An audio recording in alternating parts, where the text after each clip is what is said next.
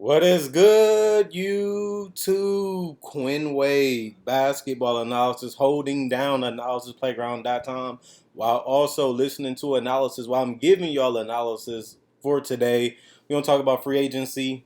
Biggest news out today is the Claw Leonard, finally getting the details on his contract.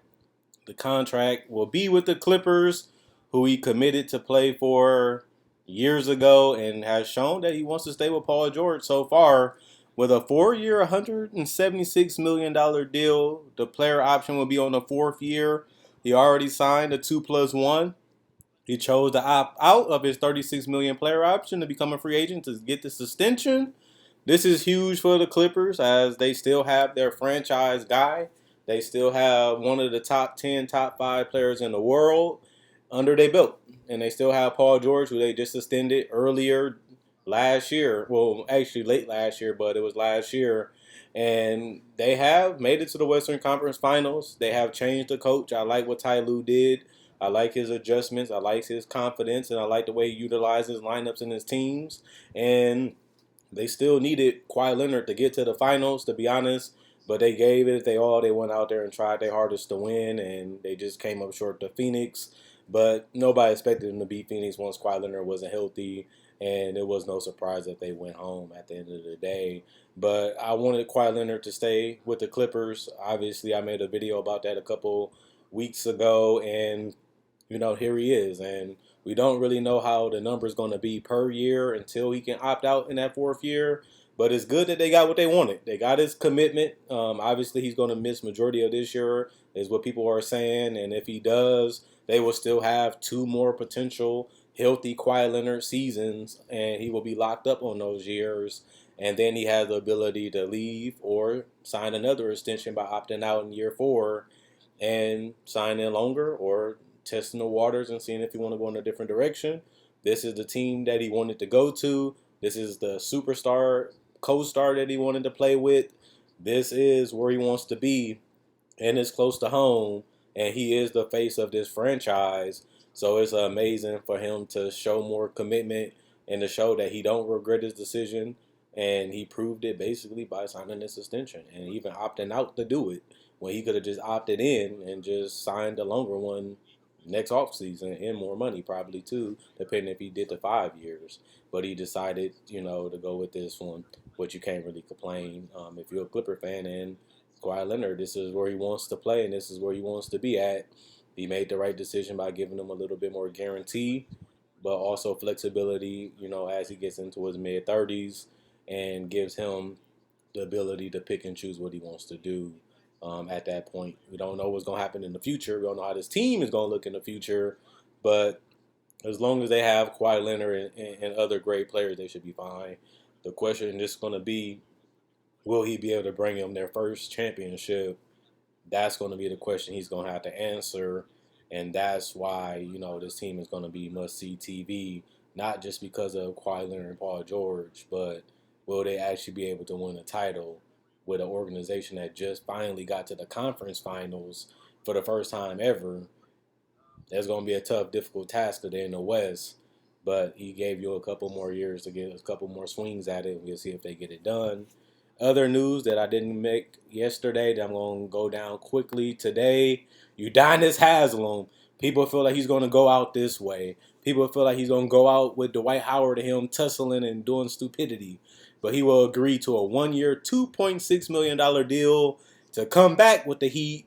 And now we're going to see when he's going to retire, when he's going to leave. We don't know. They're going to be in the conversation for one of the best teams in the Eastern Conference.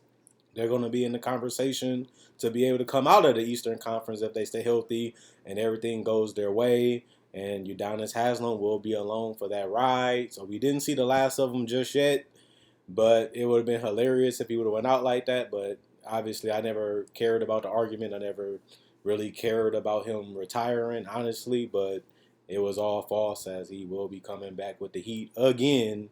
And, we'll see when he decides to end his career in the future. Miles McBride signed a 3-year minimum contract with the Knicks. This is basically ridiculous. The New York Knicks signed Michael McBride to a 2-year, $2 million contract with a team option for a third year. McBride would make $925,000 in his rookie year. McBride was selected at the 36th pick out of West Virginia. That is just a hilarious signing. Um, for the New York Knicks to give him that type of deal, those type of years, those type of numbers with having flexibility. On top of that, usually that happens with the rookies that are not the guarantees or have a little doubt or they just don't feel like they'll be around long and they can use the roster spot or they can just waive them just in case they want to bring in somebody else. As the Knicks are trying to be a competitive team now, it's good to have flexibility and open roster spots if team and players want to join. Well, players want to join. Kevin Herter to discuss extension news with the Hawks. We'll be seeing what that contract will look like. Killian Tilly will sign a two-way contract with the Grizzlies. That's a good deal for them. The Jazz are not expected to do a trade one of their rotation players for the tax relief. So they're going all in on the ship in Utah. I think that's hilarious. And it's just a lot of small stuff other than that, as majority of all the big free agents are gone now that Kawhi Leonard is finally locked up, which everybody been basically waiting for. Isaac Bonga will come back and sign with the Toronto Raptors. He was originally selected 39th by the Philadelphia in 2018 draft, and following 2 seasons with Germany, now he will be making it back to the NBA. Other than that, nothing crazy happened outside of small little trades. Like I said, basically the Jazz re-signing Trent Forrest on a two-way contract. Bucks will approximately save $3 million deal. Will approximately pay $3 million and sign in a guy that I don't even know how to even pronounce his name, so I'm not going to do it. The Lakers are considering signing Isaiah Thomas. Had to put him in there because I got respect for him as a player. And other than that, we're just waiting for the extension of James Harden and Kyrie if they want to stay in Brooklyn. They all wanted to play with KD. They all came there to play with KD in Brooklyn and try to win the championship as a trio. And if they sign the extension, it will look like they'll be committed to playing in Brooklyn for at least 2 more years, unless one of them asks for a trade throughout that process, which could happen because they have all left organizations at this point. And at this point, KD and Kyrie already have rings. James Harden is the one that's trying to get his ring. And the Brooklyn Nets, to me, gives him his best chance to clearly they're the favorites to win already. So it will make sense for him, to try a couple tries to win as many as he can with Brooklyn, or even just win one to start off, because he won't be retiring probably anytime soon with the rest of these guys. That's why they in extension talks. But other than that, I'm going to have to wrap it up as there's no real crazy news outside of Kawhi Leonard being loyal and committed to the Clipper organization.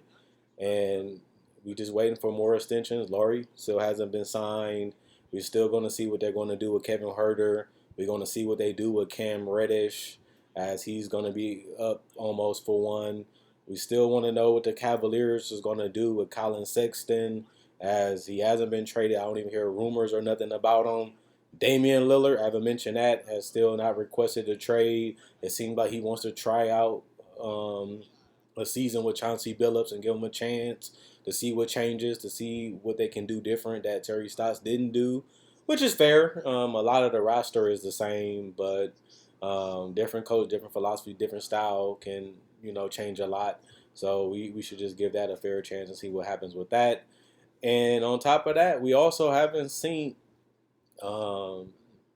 nobody else. Nobody else we waiting on other than those guys. But other than that, watching Summer League and the rookies look amazing. So I'll be bringing more Summer League analysis throughout the week and the next week as it'll be ending up next week. Other than that, Quinn Wade, basketball analysis signing out. And hopefully you guys enjoy your whole day. We're getting ready for the weekend. And let's see what happens tomorrow.